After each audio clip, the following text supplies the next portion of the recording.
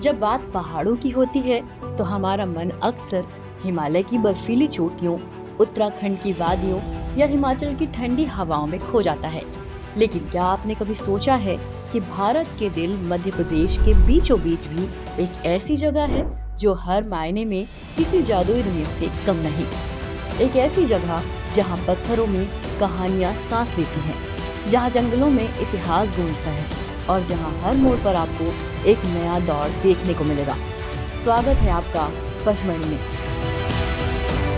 जिसे यूं ही नहीं कहा जाता सतपुड़ा की रानी।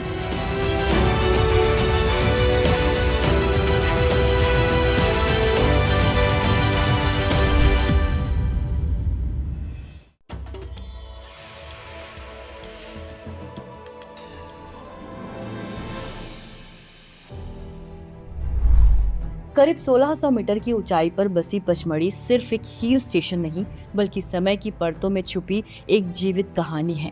यहाँ कदम रखते ही ऐसा लगता है जैसे आप किसी टाइम मशीन में बैठकर अलग अलग युगों का सफर कर रहे हो। पौराणिक काल, आदिवासी इतिहास और ब्रिटिश दौर, सब कुछ एक साथ। पचमढ़ी नाम ही अपने भीतर एक रहस्य को समेटे हुए है। पंच यानी पांच और मढ़ी यानी गुफाएं या कुटिया। मान्यता है कि महाभारत काल में पांडव अपने वनवास के दौरान यहाँ की 5 गुफाओं में रुके थे। आज भी ये गुफाएं उस कथा की गूंज को अपने भीतर संजोए हैं। सबसे बड़ी गुफा को द्रौपदी कुटी कहा जाता है, जबकि सबसे अंधेरी गुफा भीम कोठरी के नाम से जानी जाती है। जब आप इन गुफाओं में प्रवेश करते हैं तो सिर्फ ठंडक ही नहीं, बल्कि एक अनकही कहानी भी महसूस होती है। लेकिन इतिहासकारों की नजर थोड़ी अलग कहानी सुनाती है। उनके अनुसार ये गुफाएं 9वीं या 10वीं शताब्दी में बौद्ध भिक्षुओं द्वारा बनाई गई थी।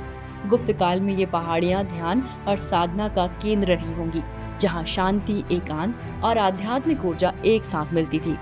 अब बात करते हैं आस्था की। पचमढ़ी सिर्फ प्राकृतिक सौंदर्य नहीं, बल्कि गहरी धार्मिक भावना का भी केंद्र है। जटाशंकर गुफा इसका सबसे बड़ा उदाहरण है। यहाँ की चट्टानें प्राकृतिक रूप से भगवान शिव की जटाओं जैसी दिखाई देती है। मान्यता है कि भस्मासुर से बचने के लिए शिव ने यही शरण ली थी। गुफा के भीतर टपकता पानी, ठंडी हवा और चट्टानों की आकृतियां सब मिलकर एक अलौकिक अनुभव बनाते हैं। वही चौरागढ़ मंदिर आस्था का एक और शिखर है। यहाँ श्रद्धालु भारी भरकम त्रिशूल लेकर सैकड़ों सीढ़ियां चढ़ते हैं। हर कदम पर भक्ति, हर सांस में विश्वास। लेकिन पचमढ़ी की कहानी सिर्फ देवताओं और गुफाओं तक सीमित नहीं है। यहाँ की असली पहचान छुपी है इसके जंगलों और आदिवासी संस्कृति में। एक समय था जब यह पूरा क्षेत्र गोंडवाना का हिस्सा था। गोंड जनजाति और कोरकू जनजाति यहाँ के असली रक्षक थे। 12वीं से 18वीं शताब्दी तक इन जंगलों पर उनका राज था। ये लोग सिर्फ जंगल में रहते नहीं थे, बल्कि जंगल इनके जीवन का हिस्सा था।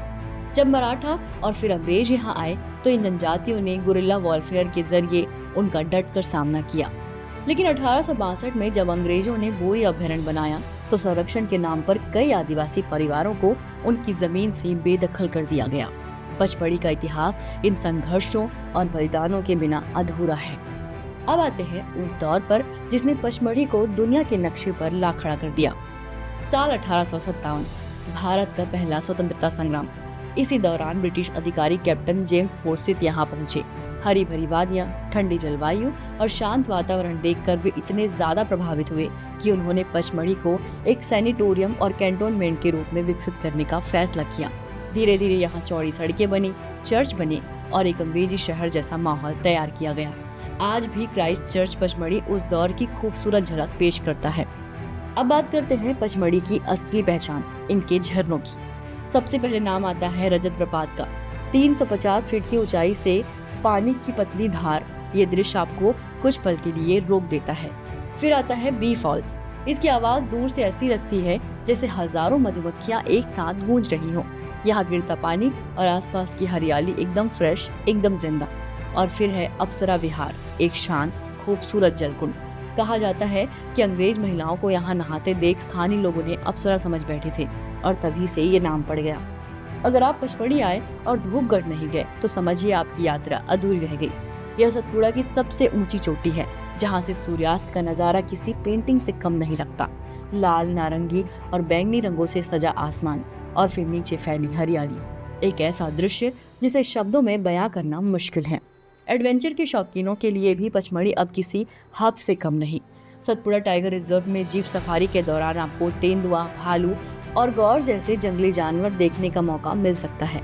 इसके अलावा पैराग्लाइडिंग, रॉक क्लाइंबिंग और एटीवी राइड्स यहाँ हर तरह का रोमांच आपका इंतजार कर रहा है।